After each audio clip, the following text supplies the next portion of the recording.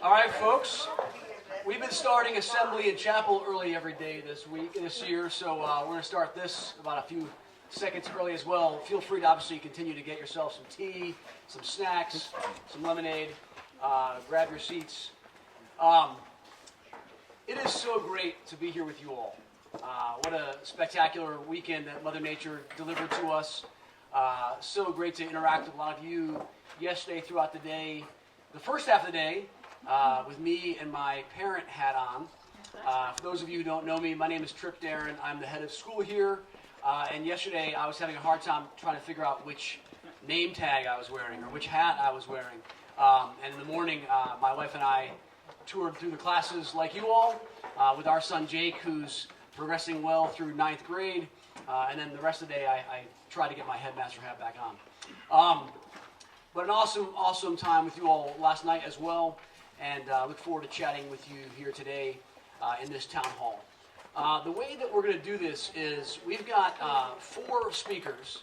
I'm going to talk a little bit about the state of the school, some highlights of this school year, and then I'm going to turn it over to Hans Hermanson, who will speak to you all about character education programming, and then a little bit about our new discipline system.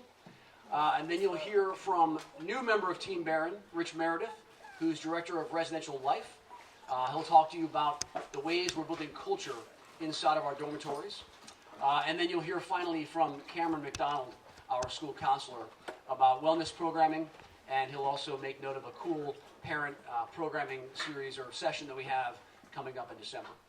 All right, so first up for me, and sorry, by the way, after we're done speaking, we will have time for Q&A at the end. So maybe just kind of, as questions arise, kind of log them away, and we'll save those for the end. We'll try to be done here around 1:15, so that we can all get down to the field to celebrate our seniors. That celebration begins at 1:35 at Alumni Field. All right, so state of the school. Blue Ridge School is in a really healthy place, I'm happy to say. I would say maybe the happiest thing for me when I look at the last few years, especially since the pandemic, is to see this year kind of be the final year of our rebuild back to full capacity in enrollment. Last year we opened the school year with 161 students, and this year we opened the school year with 182. So phenomenal growth for us, and very close to our capacity of 188. And in fact, you'll hear a little bit more about this from me in a second, but we do anticipate with some mid-year transfer students we have over the course of the year, we will probably be at capacity at some point in December or January. Within that 182, amazingly, we had 99 new students this year.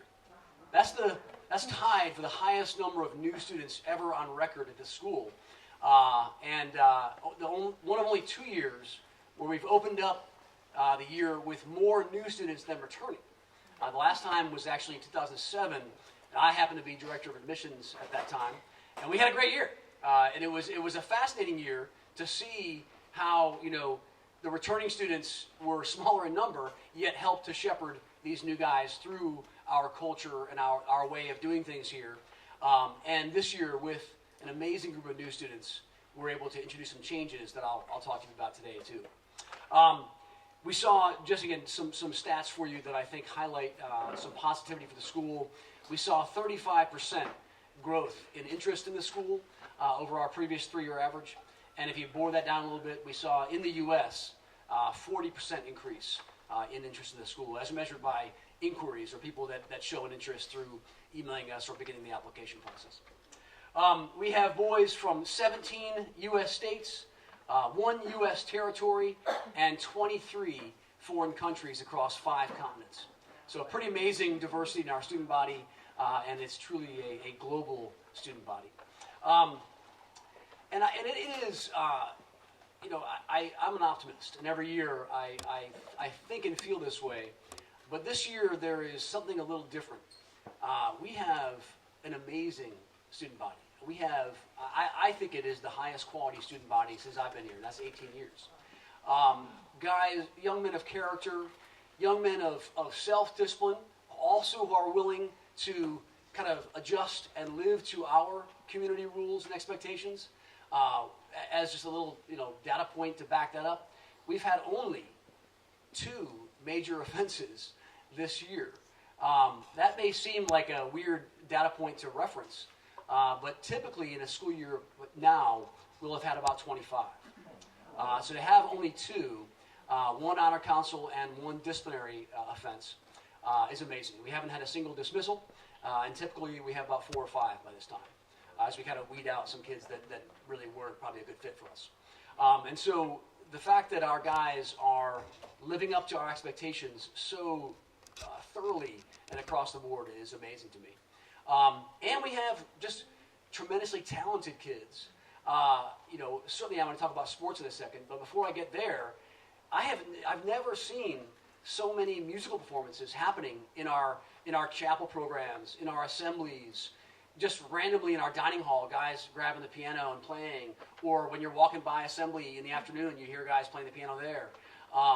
Guys singing in chapel again. It's been an amazing thing to see these talented musicians and artists joining our community this year. And tremendous academic potential as well. Our GPA this year is higher than it's been in the last 10 years so far. We have looks to be record numbers who will make headmasters and dean's list. So tremendously bright kids. And then absolutely we have some awesome athletes. We saw cross country get a big win yesterday. Any cross country parents here? There we go. A sport that I have not made an announcement about in a while. Happy to do that. And then soccer, although we had a tough loss yesterday in the conference championship, soccer is still presently number 2 ranked team in Virginia in Division II. And we will be making the state tournament this coming week. Absolutely. I was there when Coach Matt Bennett delivered his post-game talk to the boys yesterday, and he pointed over to the North Cross team that were taking photos underneath our scoreboard. And so, guys, take a look at that. Internalize that. Feel that disappointment, right? But this game today, while, it'd have been nice to get a conference championship, nothing in comparison to what we're going to be going after in the States. So he's got that team rebounded, I think, already. And then, obviously, football. Number 1 in Virginia, Division II. Presently undefeated, facing, I think, a tough Division I opponent today in Fork Union. Coach Alexander has these guys playing together, playing as a team, not pursuing individual stats, but trying to get team wins. And I am so proud of this team and what they have done this year. And they're absolutely feeling like the front runners they are going into the state tournament, which will begin in 2 weeks. So awesome accomplishments so far early in the year with our athletic programs. And we are this year, one of many changes we're doing is we're extending our celebration of student accomplishment outside of athletics. Parents who've been here before, who've come to the school, and boys have been here for years in the past, know that we have the athlete of the week. PK gets up in the assembly on Fridays, the boys do the drum roll, and they yell PK, and then he announces the athlete of the week, and that's awesome. We're continuing with that. But we've added to that, and you may have noticed Kat Blanford yesterday announced the Barron Brother of the Week to celebrate character accomplishments, academic accomplishments, community achievements outside of athletics. And in addition to, we're doing, of course, still headmaster's list, dean's list, National Honor Society to honor the academic achievements. And we're also doing this year a new thing, which you may have seen posted on the windows outside of assembly, kudos, where any teacher can email in some cool thing that happened in class, some cool, a kid held a door for somebody, the small things that we want to take note of and make sure guys know that's being seen. And that we're celebrating that, and in a way also through that, establishing our expectations. We also have a tremendously high-quality faculty and staff. You, I think, have interacted so far this weekend with many of them.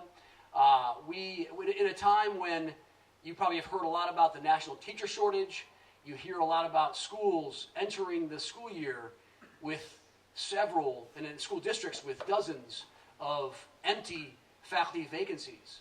So I don't know how they run the school year without teachers to teach classes. We have not had that happen here, knock on wood. And in fact, we were able to fill all of our vacancies early in the year with our first choice candidates. Tremendous people. I wish I had more time to share with you their bios, but I certainly encourage you to get to know them. And one thing that we focused on this year was it was kind of something that when I came in 2006 with my wife and we started our family, we now have 2 kids who've grown up here. This year we brought back more teachers and administrators who have young children. We have 7 new mini Barons that are because we're co-ed when it comes to mini Barons, right? And so you'll see little children run around campus, and that is an awesome thing for our boys to be around, for them to help kind of care for these youngsters. And maybe Rich can share a little bit about, he's one of those folks who we brought on new this year with children of his own, and it's just a great thing. Vibrancy in the campus is great. And we have again, I've got to get my board motivated to build more faculty houses, because we have a full house of faculty who want to live on campus. In fact, I'm presently running a wait list of 4 members of Team Barron who don't live on campus but want to. But just so you know, 90% of our teaching faculty live on this campus, and 80% of our core administrators live on this campus. So those who are student-facing, who coach, advise, teach, and live and work in the dorms do live on this campus. I want to talk a little bit about briefly about the re-enrollment process. New members of this community, new parents, won't necessarily know what it was like in the past, of course, but those who are returning parents, we're moving that process earlier this year. I will be working with my board of trustees. We'll actually establish tuition in probably the first week of November, and we'll be sending out re-enrollment agreements the week before Thanksgiving. We're doing that for a number of reasons. We're trying to sort of move towards what's known as an evergreen readmission process, where we, because our assumption is when you enroll your son here, we're going to develop plans and an approach for him with an eye on the day that he graduates, when our chairman of the board hands him his diploma, and then the whole class jumps in the lake. That awesome ceremony that is the culmination of the Blue Ridge experience is what we are designing everything around. And so the new enrollment agreement will be one that has that assumption. There are absolutely opt-outs if families want to opt out, but that's kind of, hey, we're in this until he graduates from high school. And I do encourage you all we'll be lowering the deposit that we normally require at the signing of the agreement. I do encourage you to return that agreement as soon as you can, because we have a small senior class, only 47 this year, and with that interest in the school increasing and us being at capacity this year, I do anticipate we'll be at capacity again next year, sorry. So spaces will be limited. All right. Finally, on the State of the School address, I wanted to talk a little bit about some facilities updates. On a happy front, you probably have noticed we have a brand new scoreboard. You'll probably hear it in a minute. In fact, if you go down to the Maybells, you'll still hear it. It is an awesome new scoreboard. We're working on all it's like a new toy, right? All this amazing technology that we can make use of. But we're sort of developed a fledgling hype video. You may have seen it yesterday in soccer. It's got some work to do still, but it was pretty good. Football hype videos come out today. You'll get a chance to see that one.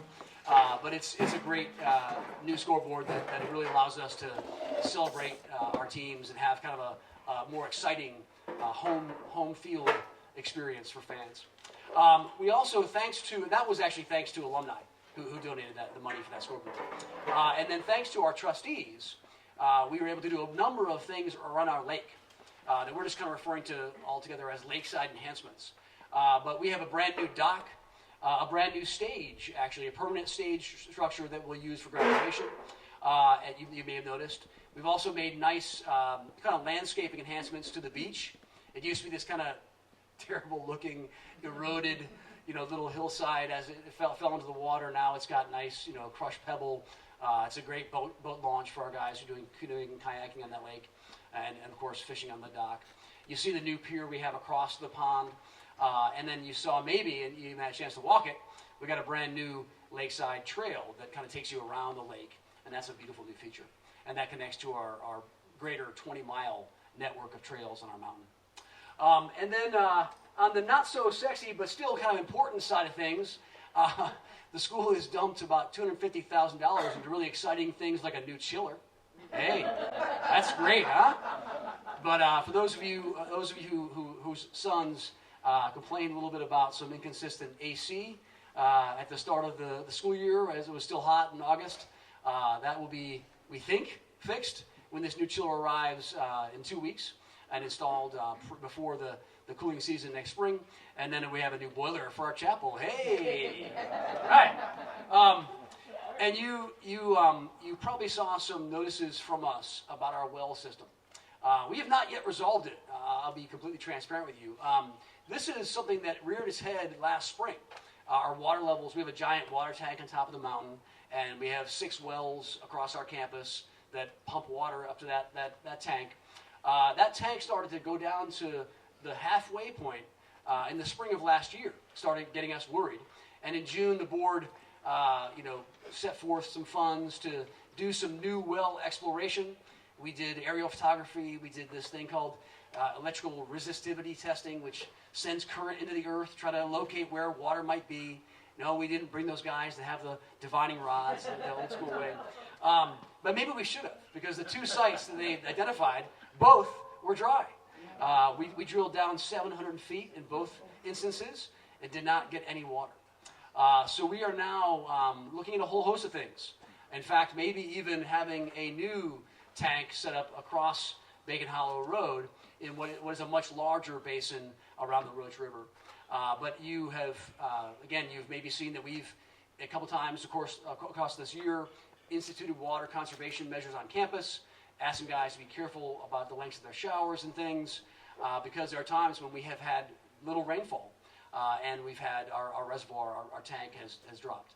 In fact, this right now, this beautiful series of weather we've had, we're going on 3 weeks now with no rain. It's been really frustrating for us. But at any rate, we are on it, and if any of you have any expertise in the area, I welcome it. All right, finally, before I throw it back to Hans, I want to talk a little bit about 3 kind of major changes that we introduced this year. And those of you who attended my presentation at opening day, you heard me speak to this. But over the summer, we as a faculty read this book, The Anxious Generation, by an author named Haidt, H-A-I-D-T. You can come afterwards and take a picture of it if you want. It's a great book. I consider it a kind of a seminal read.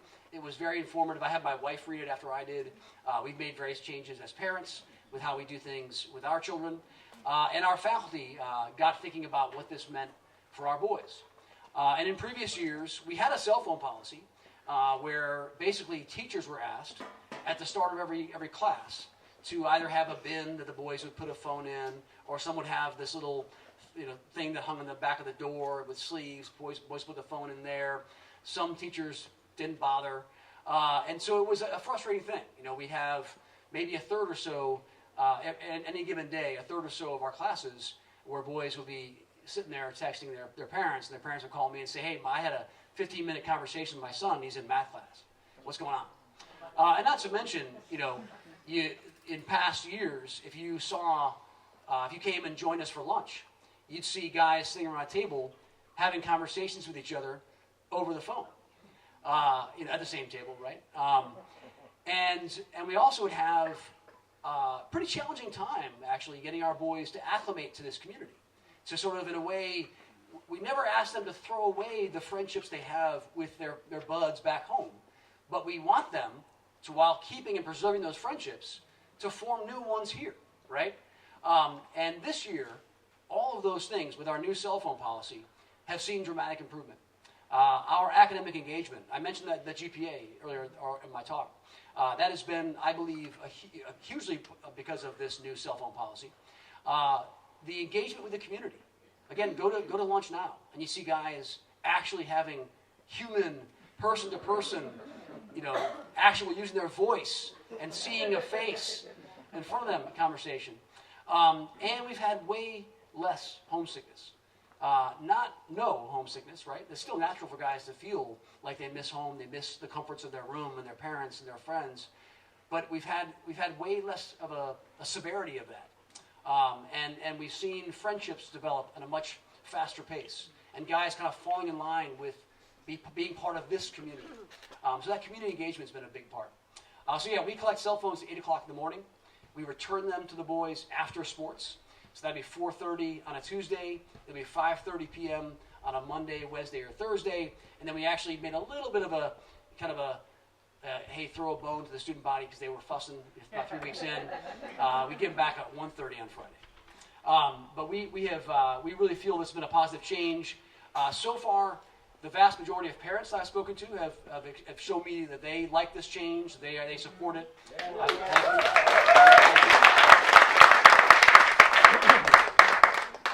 And certainly teachers absolutely love it. Boys, not so much. But they're kind of adjusting. I would say this is emblematic of what I think by and large our boys are feeling about this policy right now. At our board meeting a couple weeks ago, we always have a kind of a curricular spotlight. We bring in students and they speak about some program in our school to our trustees.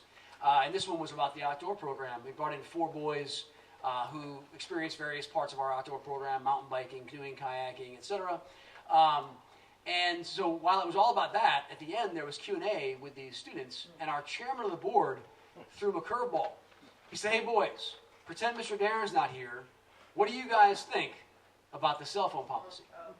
And they all said, "I don't like it," right? And that wasn't a surprise. But they all said some version of this, that, hey, I actually do see how it's better for me.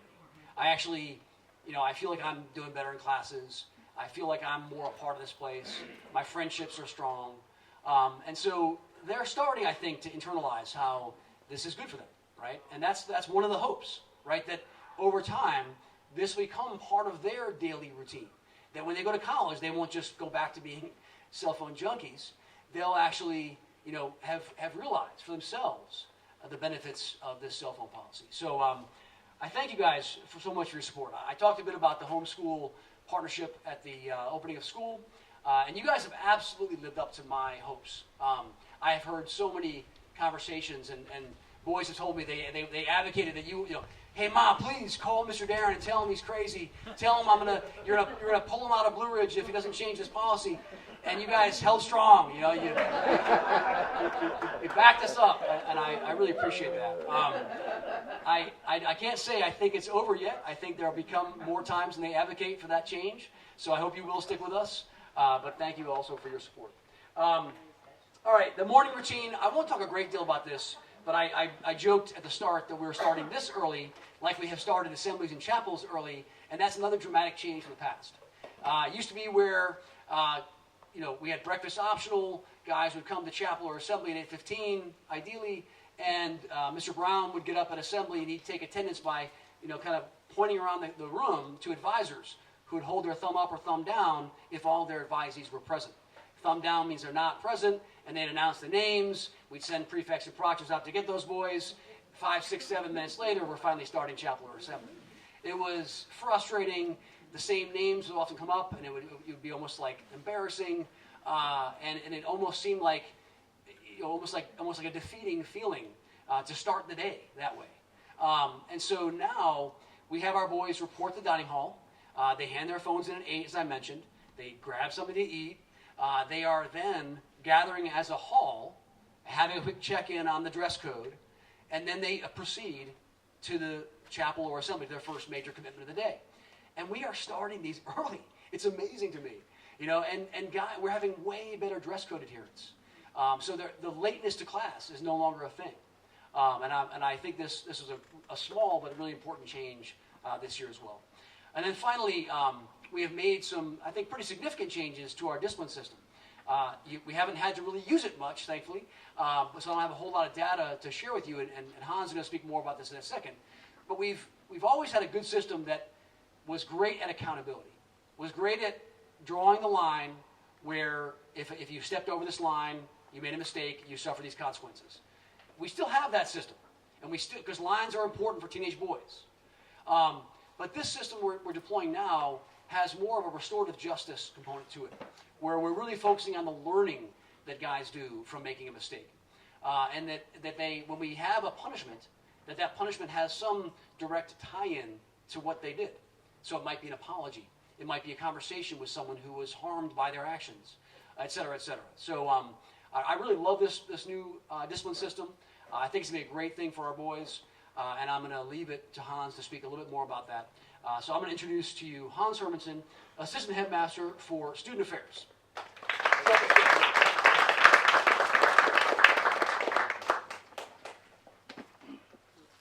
How you doing? Everybody okay? Yeah. Great. So I inevitably have to leave things out. So Elaine has been great about sort of helping me understand, okay, what do you guys want to hear as the parents? So what I have to talk about is not exhaustive. I'm going to say that at the beginning. So if there are things that you're like, hey, well, what about this? It's probably in there somewhere. It's just I'm limited as to how much time I have.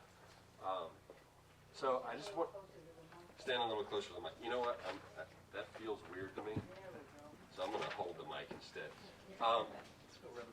So yeah, Reverend Hermanson. Just call me a deacon, right? So really, at the heart of the character education program that we have here is the code of character values. I had thought about having those, on all of your chairs when you showed up, but then I realized you've probably seen them around campus somewhere, hopefully throughout your travels yesterday or in the dorms. All the teachers should have those posted in their classrooms. They're on every hall. But that really forms sort of the backbone of what we do in the character education program.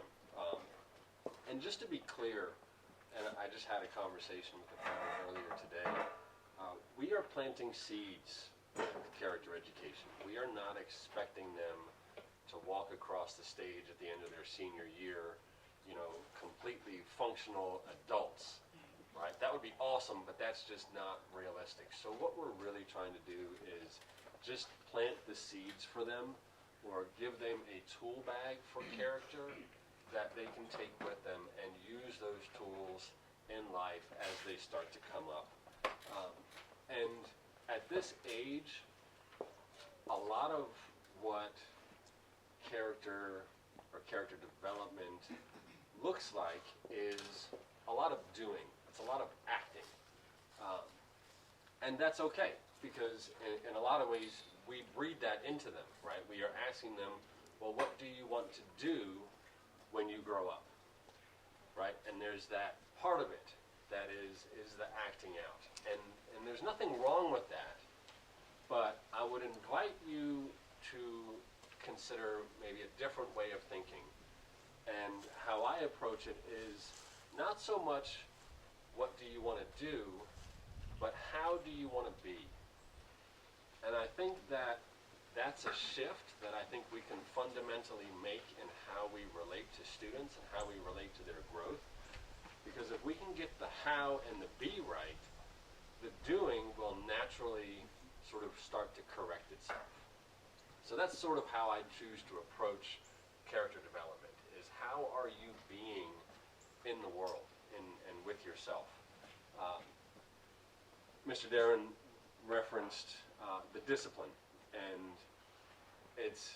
I think we've made one of all the changes. I think this is one of the ones that I think will carry with them maybe the most, because what we're trying to do now is go to a model that is more education, reflection, and reconciliation based, because it's in most places, and quite frankly, as a parent myself, it's very easy to sort of just have a problem and address it with a consequence. And it's very time-saving to just do that, right? Here's the punishment for what you've done wrong. And that's a model that most people would recognize. That's quite frankly what I grew up with for the most part.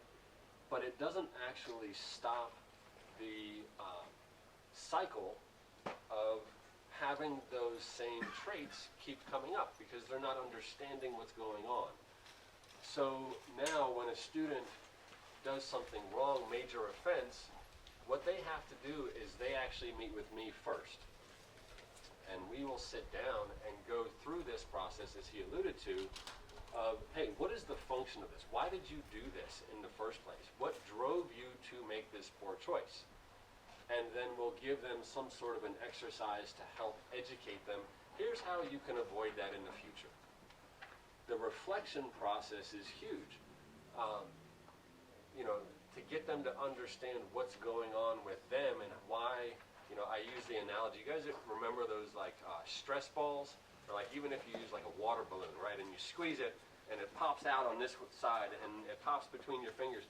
You know, their lives are essentially that, right? They get a little bit of pressure and it starts to come out in these weird waves. And that's just a symptom, right? That's not the pressure.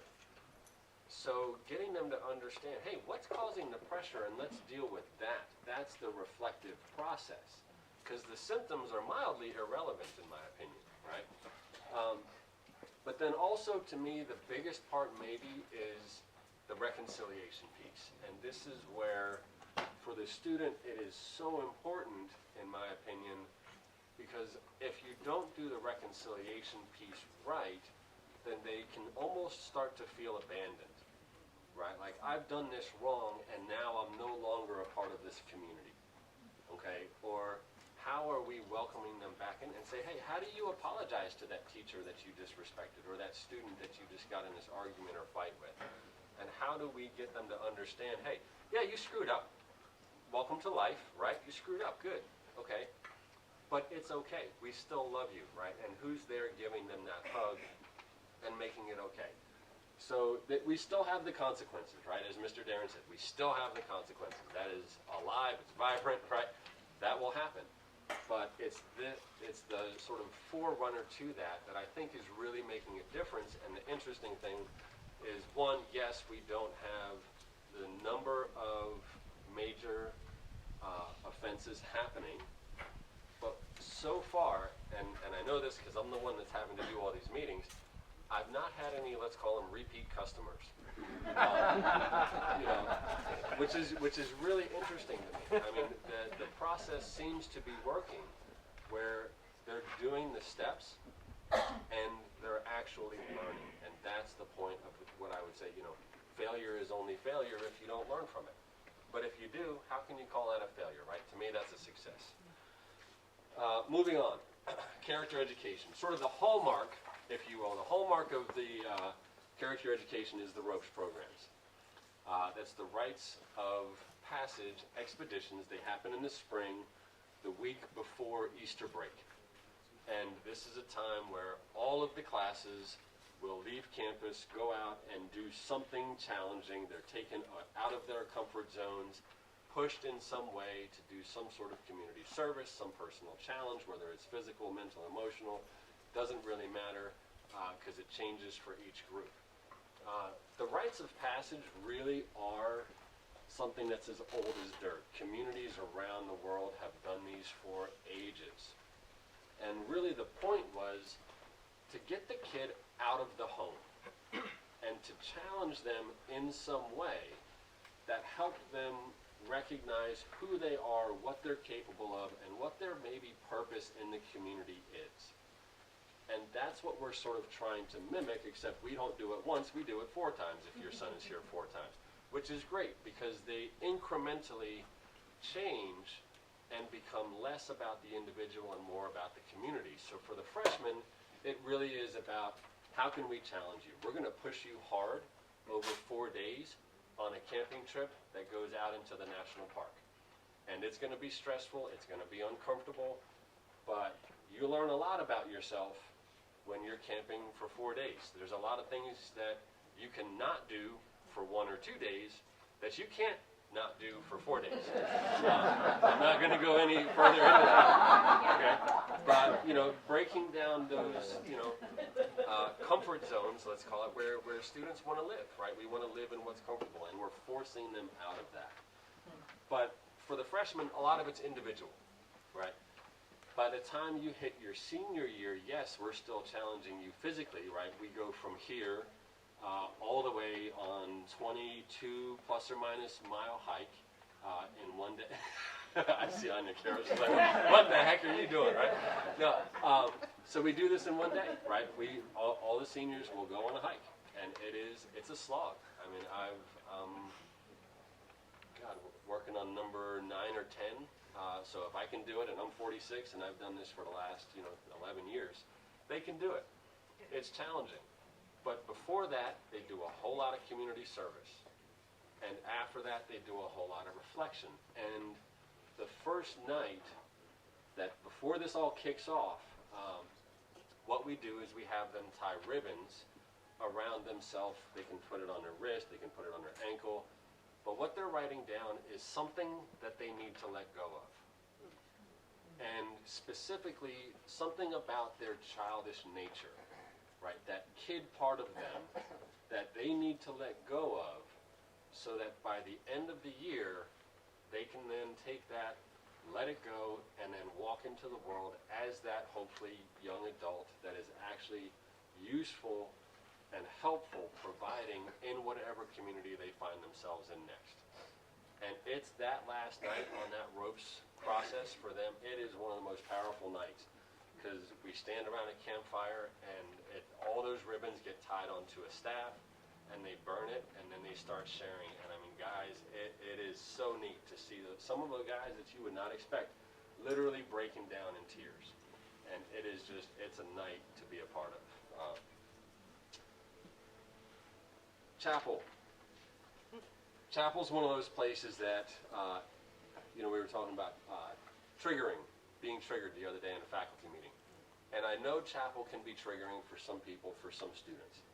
But I want to tell you that our chapel services really go through the character values. That's really what it's designed for.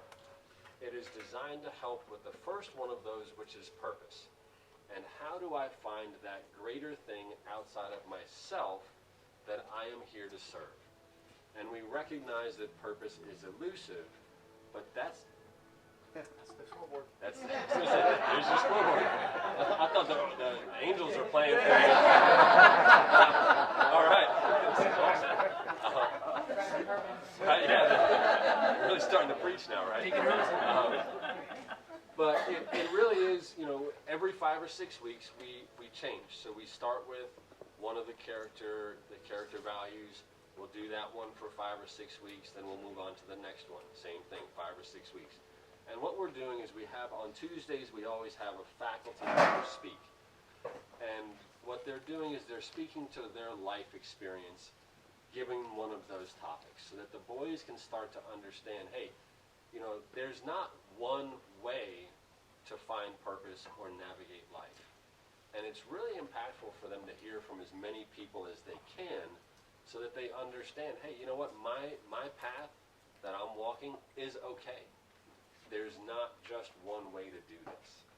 And it's hugely important. It is not a place where we're trying to convert them to any one thing or force them to believe any one, tradition. It really is just sort of a time of acceptance and understanding, hey, there's a lot of forces out there that we are not in control of, and if you can tap into those, life will be a heck of a lot smoother for you.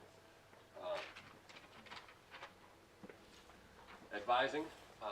Hopefully you all have met Amber Wilkins. Amber Wilkins heads also, among other things, the advisory program. And working with the advisors, while most of the advisors are teachers, they fill a different role in the character education than just teaching. They really take on a mentorship process, and it's a place where, most recently we were talking about emotions, and how do you manage emotions? When things start to come up for you that you're dealing with, how are you recognizing it and how are you dealing with it?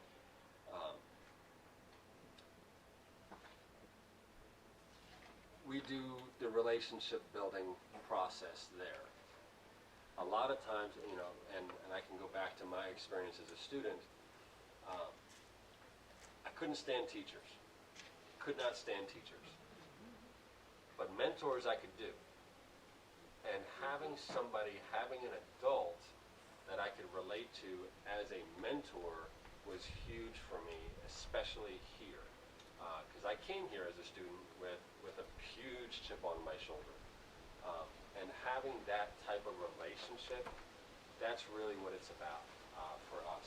And having that person be a different voice, more of an advocate than just a teacher who's trying to get information across. It seems like things can be discussed a lot more openly and a lot more freely in that advisory, and that's a great venue for character education to really take place.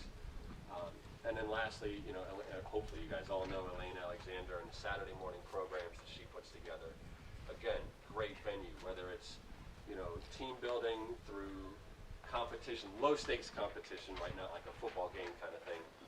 But, you know, last week, it was essentially what we call Baron Games, and they had mini teams, and they were doing things like, you know, kickball, ultimate frisbee, musical chairs, you know, things to just go out, have fun, relate to each other in a different way.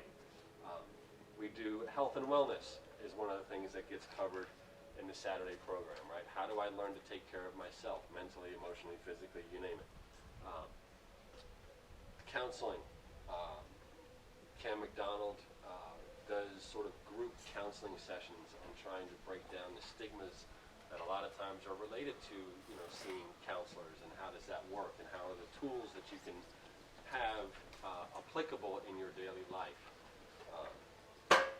But we also do a lot of fine arts performances, which I think is great, because you know, education sometimes gets really focused in on, you know, the sciences, the hard sciences, the maths, what have you. But there's this whole other humanities section about, you know, life, like music and performances, and how do we learn to appreciate those things. So we will have one of the ones that we did it last year for the first time that I'm really looking forward to. We had 3 separate gospel choirs come as a Saturday program. And I gotta tell you, that auditorium was rocking. I mean, it was just amazing to see those guys come alive. First, full disclosure, they were sort of in it like a little bit mocking, but by the end of it, man, they were all out of their chairs, just singing, having a blast. So it's those kind of things, right? Like, life happens still outside the classroom, and there's, you know, deep appreciation that can be had in these programs. Lastly, and certainly not least important, but I'm only doing it last because I'm getting ready to pass the mic to Rich Meredith, is the residence programs, right? The Res Life curriculum. And to me, character ed obviously doesn't live in one place, but I can say probably more so than any other place, the rubber hits the road in the Res Life program. Because as focused, we are a school, and as focused as we are on the academics, the boys spend more time out of the classroom than they do in the classroom. So how are all of these things that we're talking about actually playing out in a community? That's really what the Res Life program is designed to do, is to start giving those kids the age-appropriate tools or level-appropriate tools so that they can learn to navigate a community of people that are, as Mr. Darren said, very different. I mean, we're talking, you know, over 20 countries, right? High teens for different states. This is a vastly diverse campus, and it's a strain. How do I navigate people that are different than myself? So all of the character ed stuff really comes to play in the Res Life program. So with that, I'm going to hand it over to Rich Meredith, Director of Res Life.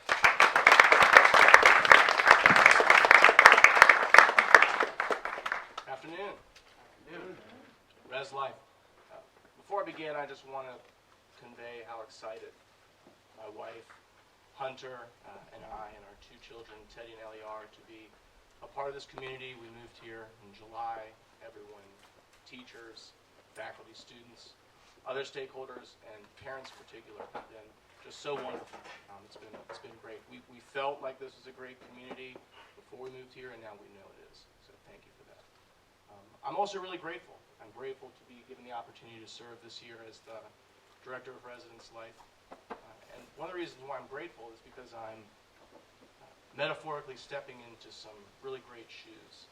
So we've made some changes this year that I'm sure your sons have probably talked to you about. But for the most part, what I'm going to talk about momentarily and paint with some pretty broad strokes, we've been doing for quite some time. And we're really proud of it. And a lot of the credit goes to Hans, because he held this role for over 10 years before I came to campus. So with that, like Hans said, outside of the classroom, your son spends the majority of his time in and around our communal living environment. And we purposefully and positively use that time to direct his development. So let's first start by talking about the structure of our Residence Life program. Before I go into kind of the hierarchy of how it works, I have to talk briefly about Kat Dickerson. Has everyone had a chance to meet Kat Dickerson? Yeah. So if you haven't, you need to go into Walsh Lobby. You will meet her. She's our Res Life associate.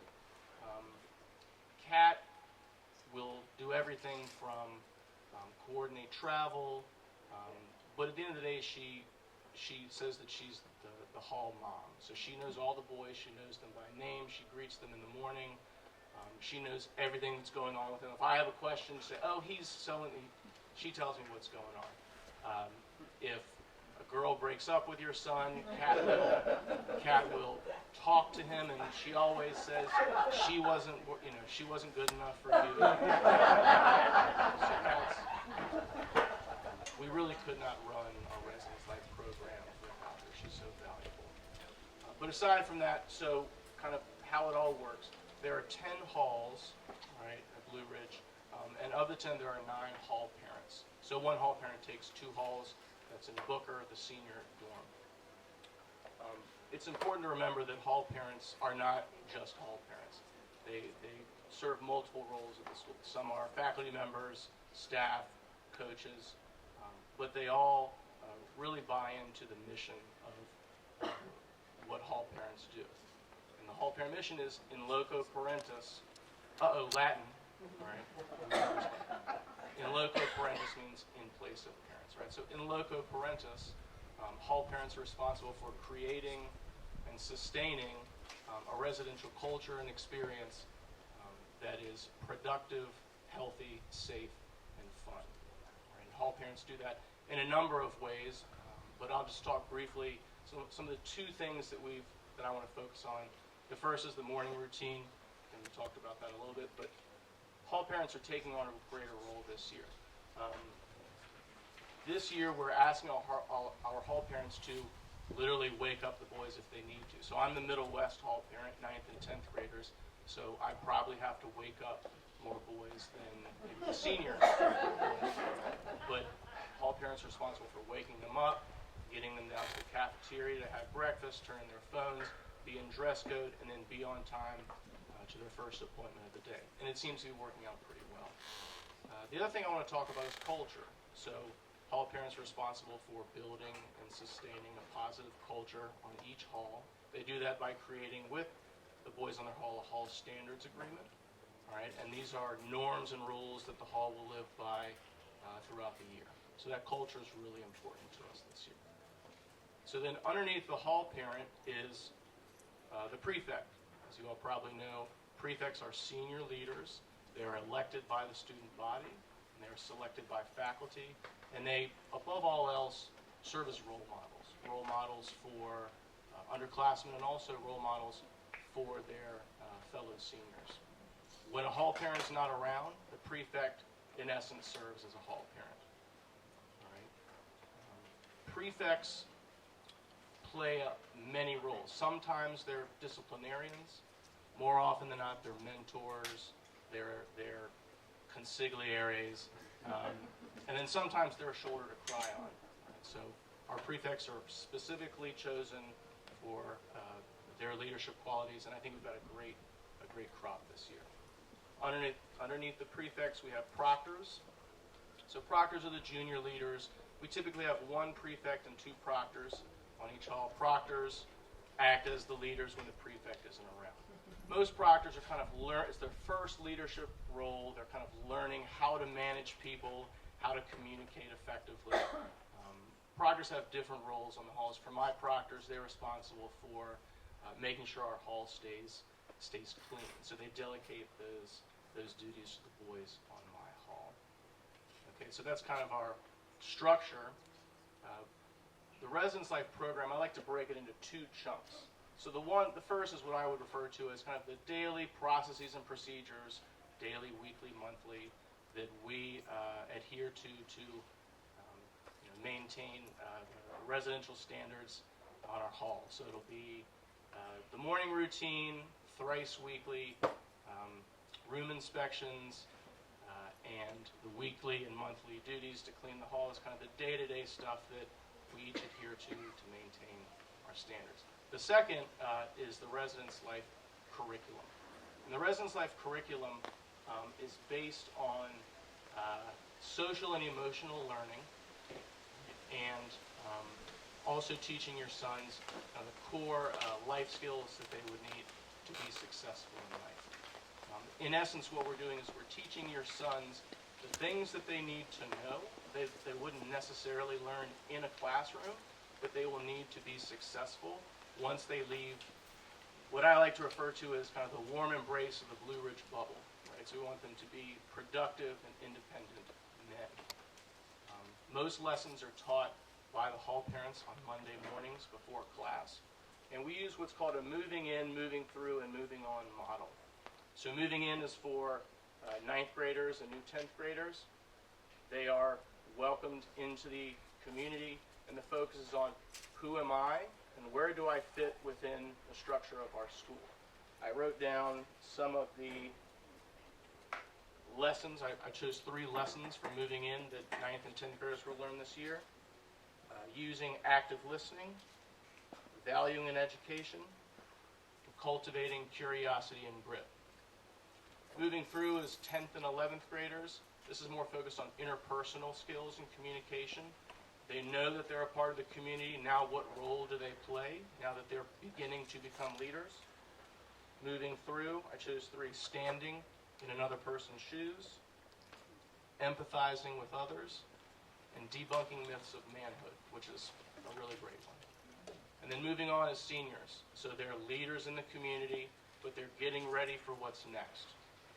All right, 3 lessons that I picked here: building true happiness, motivating yourself and moving forward, and choosing wisely. We do the choosing wisely one right before spring break senior year. And then we also teach life skills, and I think this may be unique within our peer group of schools.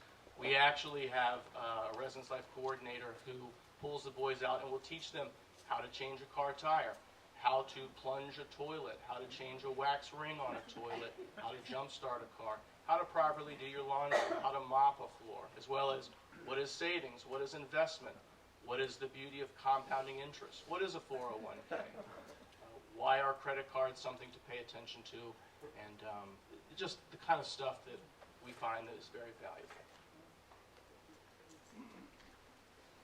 So I want to finish with, you may ask, well, what role can I play or how can I help in the Residence Life program? My son is 3 and he just started school this year, 5 days. And every day when I see him, when he comes home from school, I ask, what did you do? And he says, nothing. I don't know. Yeah. And so your son is probably similar to that. So I wrote down some questions that you could ask him if he tells you he has nothing to say. You could ask him, when is your laundry day? Are you putting away your laundry when you receive it back? And are you hanging up your clean clothes? I know the morning bell rings at 7 a.m., but what time do you actually get out of bed? Are you getting to the cafeteria before 7:45 so that you can actually eat breakfast? How many times have you failed room inspection? If so, are you taking the correct steps to fix your mistakes? And I know you have study hall every night. Are you using that study hall time effectively if you're in the dorms? And what are you eating during study hall? Are you eating healthy snacks? Are you eating candy or drinking soda the entire time? So some questions that you can ask just to get the conversation going. Thank you for your time. I look forward to...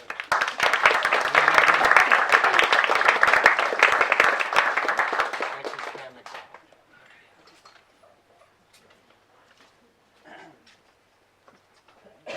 Yeah, so my name is Cameron McDonald. I'm the school counselor here, and so rewind like 3 years. I'm working in Fairfax County at a public school of 2,700 students, one of 10 counselors, and thinking to myself, I wish I had a little bit more agency in the school. So I started the job search process, which I decided I wanted to be in a smaller school. So I started looking at private schools, and I went through this agency called Carney Sando. And so at the time, my girlfriend, who's now my fiance, was living in North Carolina. And so when I talked to this agency, I said, find me a school in North Carolina, right? In the research triangle, specifically the research triangle. I think I might have put like 100-mile radius on the research triangle. And so they came back with Blue Ridge. The Blue Ridge. I know there's Blue Ridge Mountains in North Carolina too, but that's Virginia. I lived in Virginia at the time. I'm really trying to look at North Carolina. And so Erin, my girlfriend at the time, said, can I see that school?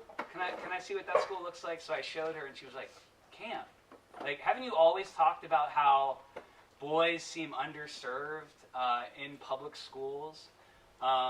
Aren't you also one of 6 boys? So don't you have sort of a natural understanding of the male brain? And I was like, yeah, you're right. So then I interviewed over Zoom with Amber, and I was like, oh yeah.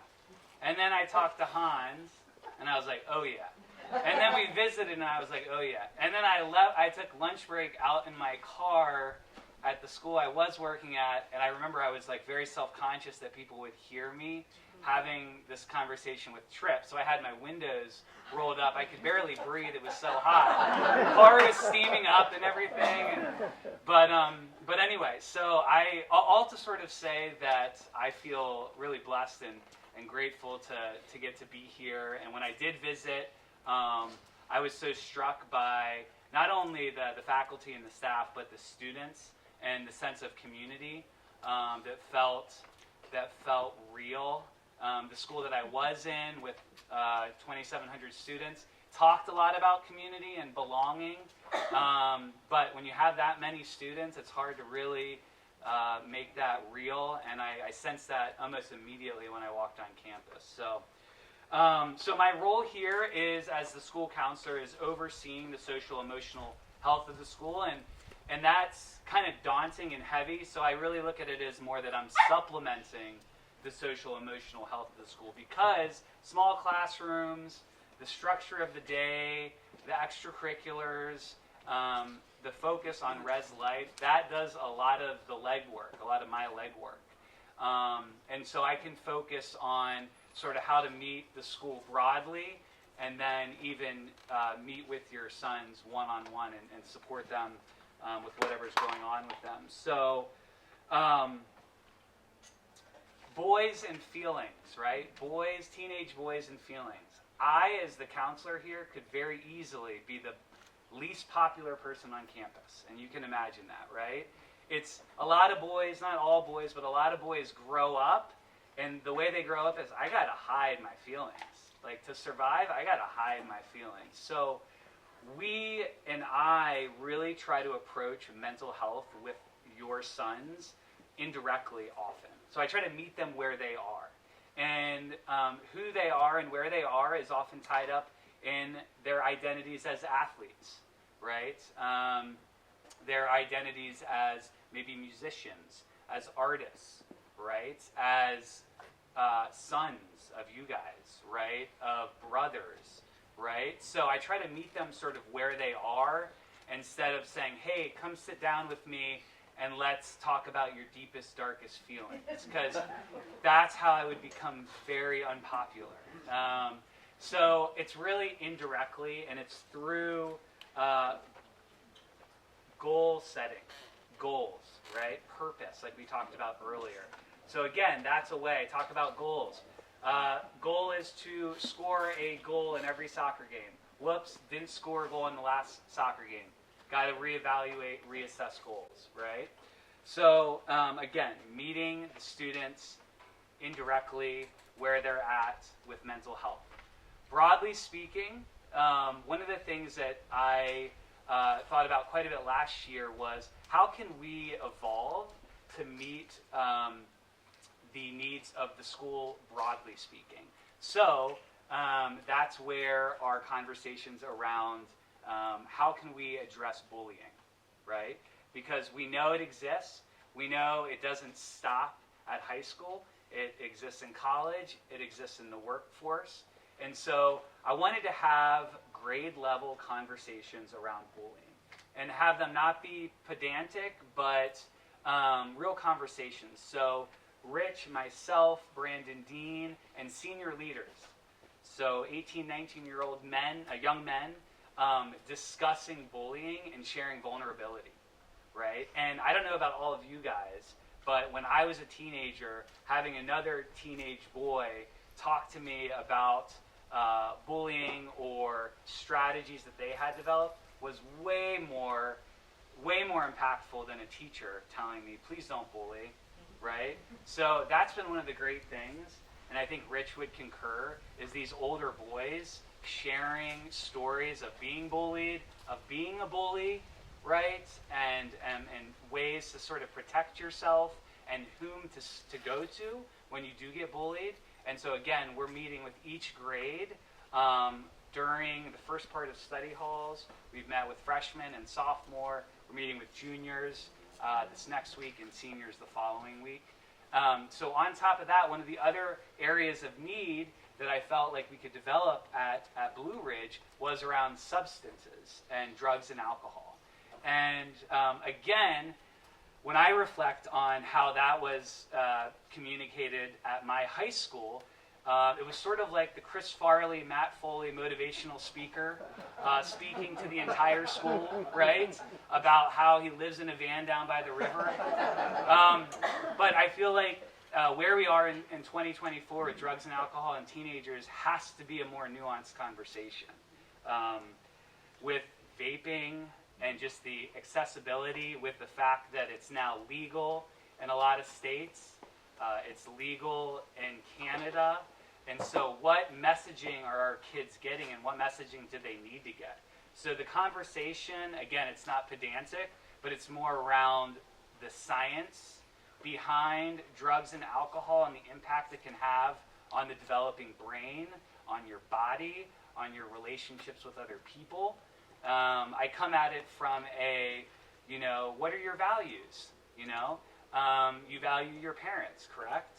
You value your grandparents, correct? You value your coaches, correct? Would your parents, would your coaches be okay with you using? So not to guilt them into that, but just to get them to realize that it's got to start with them. They have agency, right? They have a sense of values, whether they know it or not. So getting them to kind of discover and explore, they actually know right and wrong at this point. And so to not be as sort of swayed by their friends. Okay, so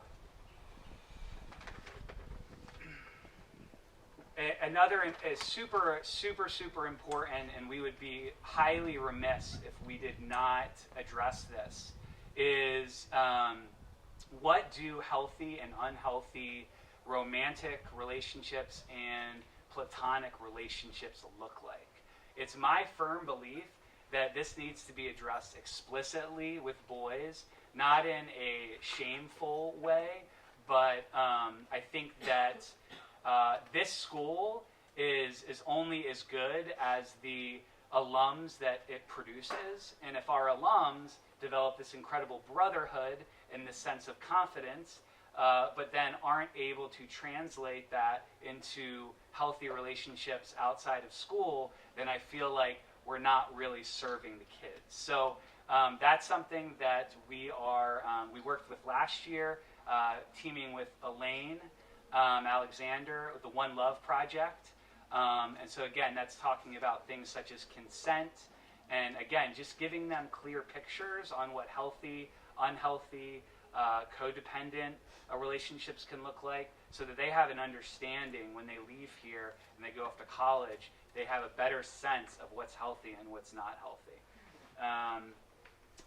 And let's see. Then, so lastly, one of the really neat things that Tripp mentioned earlier, and I'll end with this, is on December. So you'll get a bunch of information about this, but the first week of December, so right after Thanksgiving break, we're going to be hosting Michael Thompson, who is a renowned child psychologist. He specializes in boys and their development and their emotional lives. And when I was 18 years old, I was a camp counselor, and I saw him speak, and it was one of the reasons that I got into education myself. So he's actually going to be visiting the school. He's going to be working with the faculty. He's going to be working with your sons. And then he's going to be doing a speech that's going to be open to the public, that's going to be in Charlottesville on Tuesday, December 3rd. And that's going to be live streamed, I believe, is what we're looking to do. So that's going to be live streamed. And Michael Thompson, he wrote a book called Raising Cain, which I think it was a New York Times bestseller. I think it came out about 20 years ago. It's a great read. Also, he wrote a book called Homesick and Happy, which is all about the science around how time away from parents can really be healthy for children. And then he also wrote a book recently called The Pressured Child, which is about what, it's sort of a reminder, at least this is the way I looked at it, of what the school experience is really like for kids. So what do those stresses really look like? And when I read it, it took me back to being a high school student. I was like, wow, I think a lot of us as adults and even educators may misremember what it was actually like to be in school. So he's going to be coming on December 3rd, and that's going to be open to the public. It's going to be free for anyone. It's going to be in Charlottesville. And so I encourage you guys, if you're able to come. I realize a lot of you live far away, but again, it will be live streamed and recorded, so you'll be able to watch that later. But it's something that for me is incredibly exciting, because I never imagined that as an 18-year-old, this guy that I just looked up to and really molded me in many ways into the professional that I am, is going to be coming here and actually staying with me while he's here. We're going to be going out to dinner. I'm like starstruck. But so anyway, but that's everything.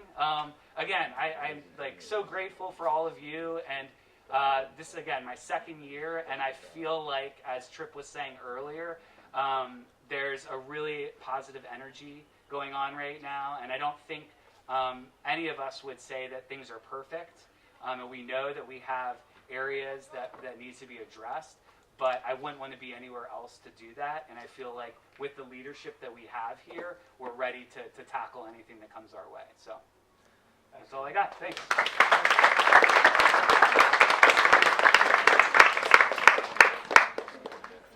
All right, so it's 1:20. If you need to leave at any point as we do Q&A, feel free, okay? Or if you want to get up and get something to drink or eat, please do, okay? This is informal. One thing that I wanted to sort of underscore from Cameron's talk, that Michael Thompson presentation on the evening of the 3rd will be at the University of Virginia Darden School of Business, one of their classrooms. I'm awaiting confirmation on which room it'll be, and once we get that nailed down, we'll send it out to you all. It could be capped anywhere from 70 to 100 people. That depends on which classroom we get. Cameron said open to the public. Actually, what we'll do is it'll be first dibs will be given to certain members of our faculty and staff and Blue Ridge parents. If there are any open spots after that, then we might invite educators from Woodbury or St. Anne's Belfield or something like that. But parents will have priority access. But we do anticipate it'll be full. Yes, ma'am. Will we also be given a link for live streaming? Yes, absolutely. Yep. We'll send all of that out. You'll probably get a notice this week with more details about the event, and then closer to the event itself, we'll probably send out that link. So, you heard a lot from us. We talked at you for like an hour. I hope you had some questions that rose up as we're talking. Anything about our address or things we haven't covered? Yes, sir. I do not have a question. I just want to let you all know that my son has been here for 7 weeks. He's a freshman, and you all have already changed his life. So I really want to say thank you.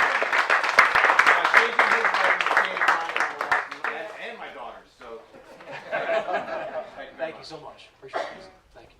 Yes, sir. With the growing enrollment, can you talk to what our class size is going forward? Yeah, awesome. So we talk in admissions that typically you'll see classes of 4 to 14. We are trying to stay true to that. This year we've had to push a couple to I think 15, 16, which is outside of our norm. We're longer term. We're actually in the process of expanding some classrooms so we can actually bring that back down. So ideally, our average class size is 9, and we want to keep it there, and with that range of 4 to 14. So the expanding enrollment is sort of like the last 3 years we've built back post-pandemic to being full again. Our capacity is 188, and we're at 182. So kind of the class size you see now are they won't get any fuller than that. Sure, great question. Yes, ma'am. Yeah, I'm wholeheartedly support school cell phone policy. That's Thank you. great. Thank you. And I'm just wondering what's the video game policy at school, and what do you foresee how that's going to evolve? Yeah. It's going to evolve. So if you couldn't hear the question, it was kind of where do we see our policies around video game use evolving? So I'll say first though, but this may seem like an unexpected first response, that to some degree we want to allow our boys chances to relax and chill, right? We structure the heck out of their week, especially kind of Monday through Saturday afternoon. They're full on. There's not a lot of. They have some windows of free time during that time period, but not a lot. And so when they have that precious half hour or whatever, we try to let them, just come completely relax and play video games. We're not going to legislate that too much. Where I do see it maybe evolving though would be around the weekends. We have a very strong set of activities that are on are kind of optional every single weekend. And actually this year, so far, I've been really pleased with the number of boys who've chosen themselves to get out and do some fun things and not be bunkered in their room. But we still have guys that do that. We still have guys that'll choose a Sunday if they're left their own devices the entire day. They'll wake up at 11, maybe grab some brunch, come back, and there'll be a 10-hour binge session on their game device. So we are probably going to step into that space a little bit, maybe not necessarily a school-wide policy, but maybe in conjunction with parents, saying, hey, for this one student who has some unhealthy choices on Sundays, we're going to force them to go take a hike in the mountain or go to the mixer with the girls' school or whatever it may be. So we will probably do it more case by case with individual students. Yes, ma'am. About the video games, my grandson was pretty out front that I'm addicted. It is an addictive, can be an addictive. Sure. Really Yeah, addictive like cell phones themselves. And Yeah. it's something that I would hope people can monitor, because 10 hours of straight video game, that's not going to be healthy for the brain. Yep. It's really not. That's a very good point. No, I don't know how you get in there to help them. A walk in the woods is going to relax them a lot sooner than Yep. No. killing people right and left. And I tried to sit with him, and I really couldn't last more than 5 minutes. But he used to do it for 10 hours. But he's glad that he can't do that here. Yeah, no, I think it's a great point. And the comment was essentially that, like cell phones themselves, these video games are almost designed to addict young people to keep playing them and to forget about the rest of life. But again, I would say that it's a pretty small scale level problem for us right now. And where I see it, maybe where I feel like it's maybe harmful to some degree, is in the weekends. And we are looking at ways we can, with individual students, get them out more. So if you have a son who you feel falls in that category, please come see us afterwards. Other questions? I'll hear, and then you next, sir. Please. I just on that same topic, Yeah. well, I wanted to start with the phone policy and say that my son is maybe the only student who thinks the policy is fine. Okay, great. That's Graham, right?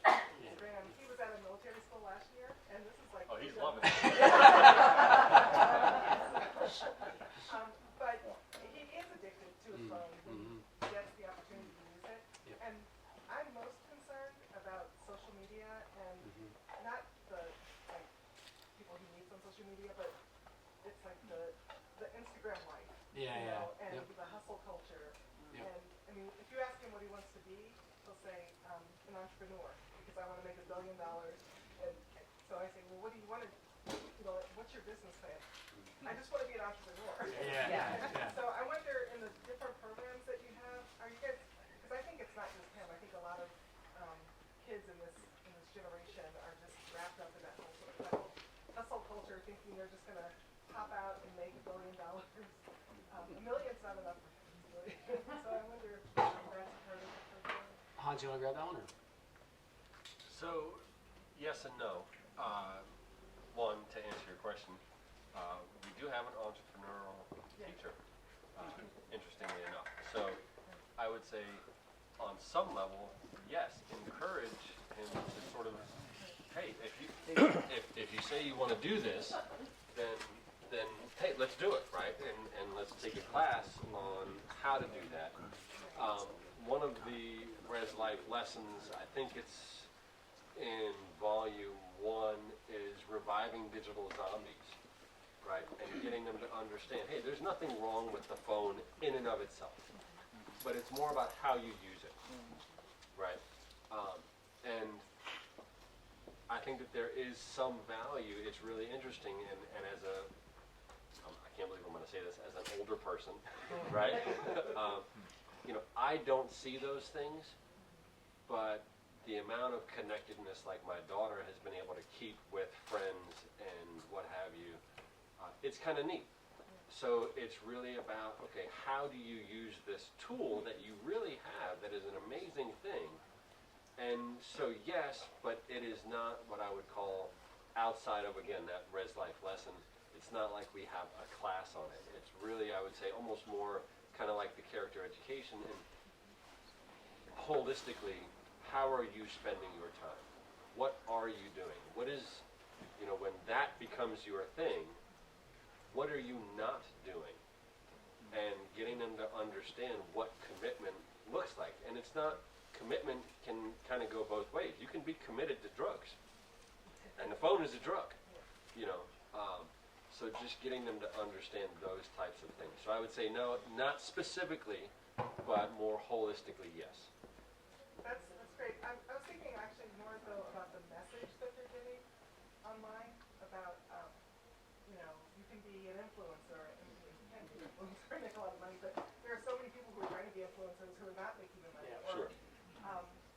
He was like going online before he came and looking at all these different dorm rooms and like, oh, my dorm can look like a palace, and just, I guess, like a dose of realism about what's really important. And I know that that's a part of the character education. Sure. But how do you fight against those messages? Over a long period of time, and very patiently. That's the best I can honestly tell you. I mean, it is, because it is so culturally embedded, we are swimming upstream with that. And I would urge, and this goes to all the parents, because those kind of conversations are so much easier done in one-on-one or small group settings than they are if I just get up an assembly or a Saturday program, or sometimes even advisory, and try and deal with it. So again, this is where sort of that individualization process that we can do here, send the advisor an email and say, hey, this is where my kid is struggling. Can you please help me in this process? And if they don't know how to do it, I mean, you've got a lineup of people who are more than happy to help facilitate that, what I think would be an individualized process. And it might be something where Cam and Rich and I get our heads together and figure out, okay, what does that kid need specifically? Yep. How to nurture the dreamer in him, but Right, it'll and- also help him get grounded. Right. Yeah, and I'll encourage Graham to take my entrepreneurship class. Right. So I think we had a question back here, please. So in the current political environment, right, we're a couple of days away from election and, all the campaigning and everything going on.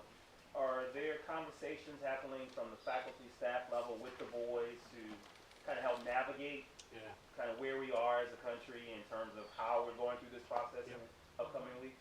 Awesome, man. A great question. I think everyone could hear that. It was about kind of what the school is doing to prepare our community, I would say, not just the boys, for what might be a very divisive day in 10 days and weeks thereafter. So thankfully, we, along with other independent schools, learned a lot from the last two. We spent time, the leader team did, over the summer, figuring out ways we wanted to prepare ourselves and our community once the fall began. And that, the kind of preparing the community for the political divisiveness was one of the themes of both our leader team retreat and also our faculty in service. We had visiting speakers come to meet with our faculty to give them tools on how to navigate conversations that may come up in the classrooms.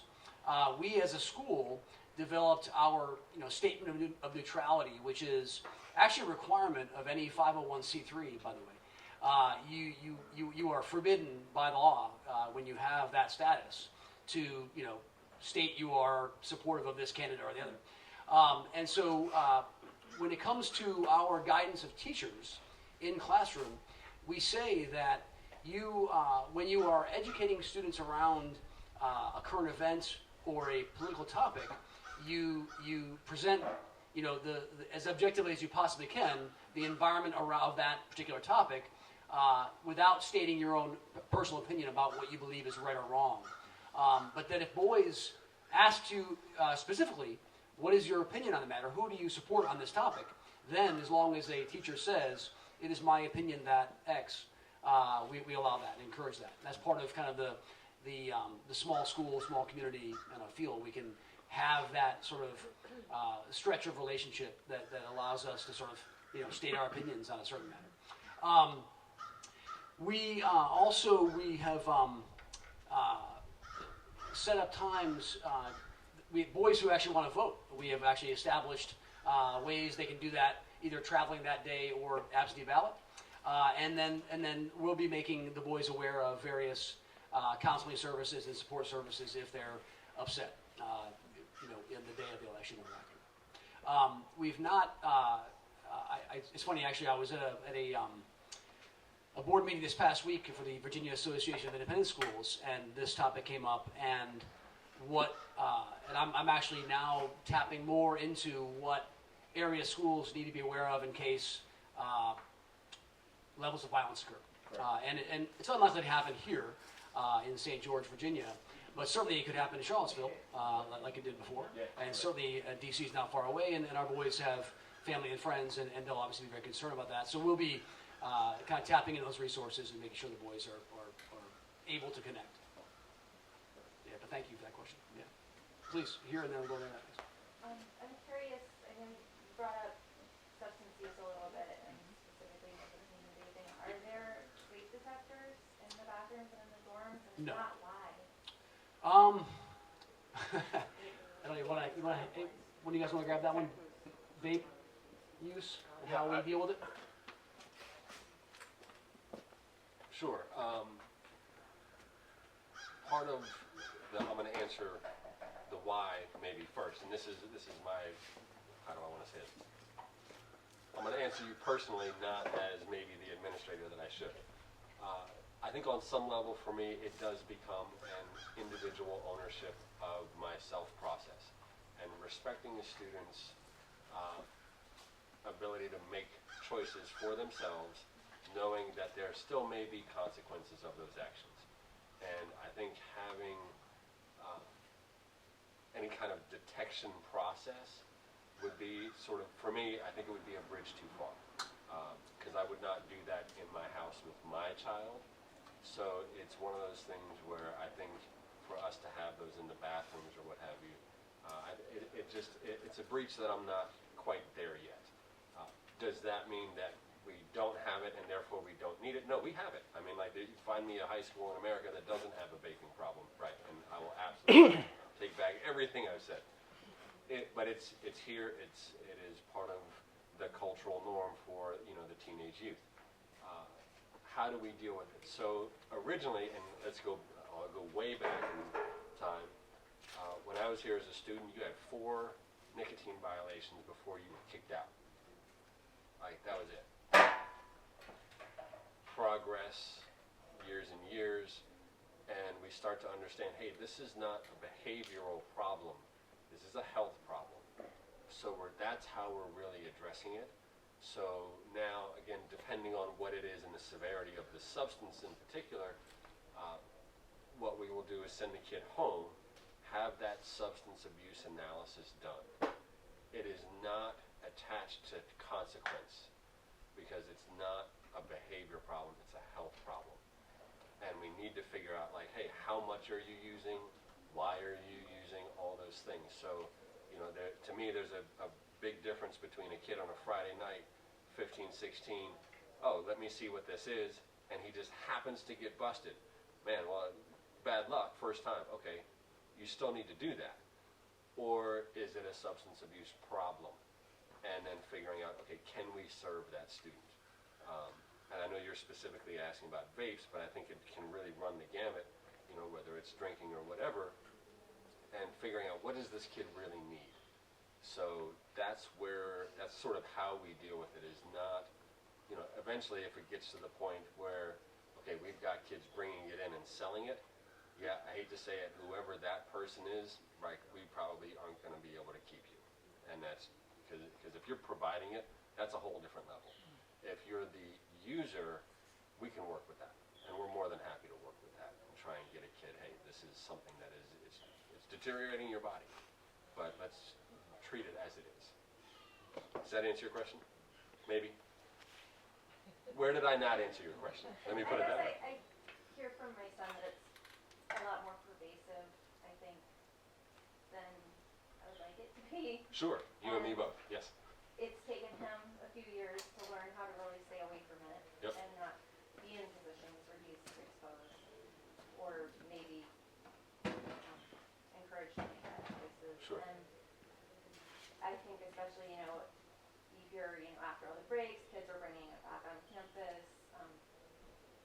But it just feels like it's always happening and nothing is changing, and there's more and more students, and so there's more and more of it happening, and only a very small, it's mostly, self-reporting and self-turning in and asking for help, which is great, and Yep. I like the way you handle that, and I appreciate that people aren't getting sent home for making one bad choice. Sure. But also that maybe they are if they're starting to sell it to other kids. Right. But I also feel like if there were a way to limit how much it was happening a little more, and in addition to the education about why they shouldn't be doing this, it could nip a lot of those problems in the bud. Sure. Because So, they wouldn't have that constant exposure. yep. So on the education piece, and again, this is sort of on the back end.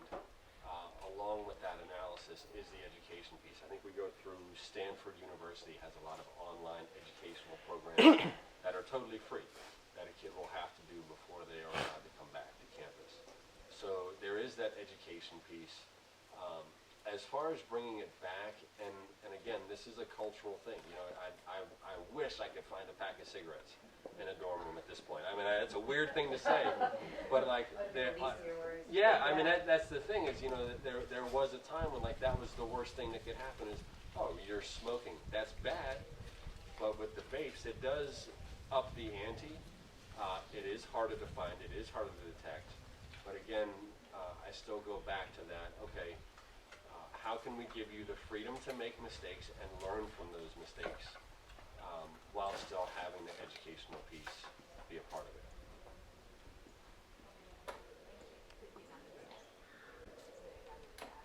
Right, and yeah, there is, thank you.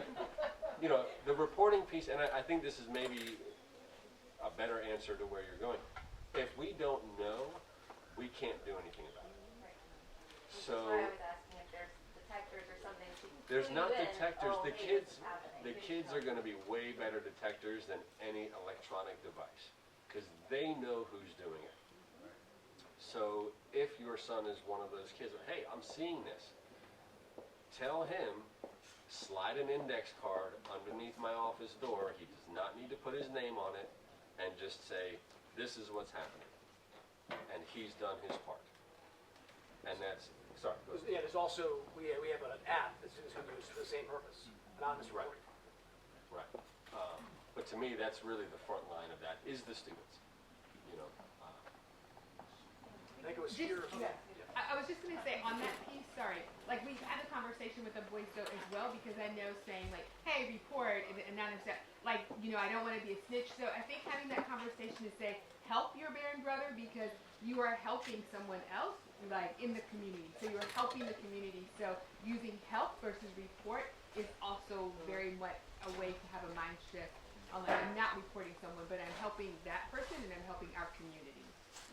Thanks. We have only time for one more because we got to get down to the football game for the seniors. But go ahead, please. A great other heavy question, it's a little lighter, but what's your feedback on the food? I've just been around our son, and I've heard more complaints this year, more complaints from other parents that they're hearing. So I know it's hard, 23 countries and so many things to make everyone happy, but kids absolutely working about. Yeah.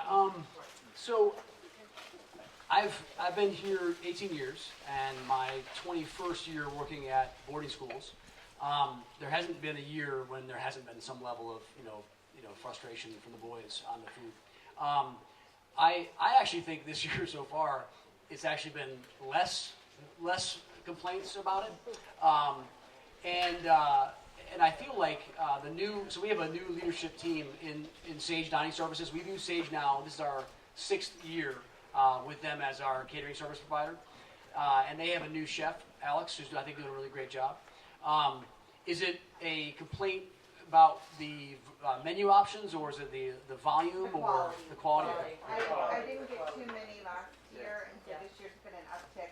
Okay. Thought it was an uptick to just be able to order food, but been hearing it from friends and other parents, also long-term parents saying they hearing that feedback. I just wondered if you were hearing it and what that opportunity is. So. Yeah, no, I appreciate that, and maybe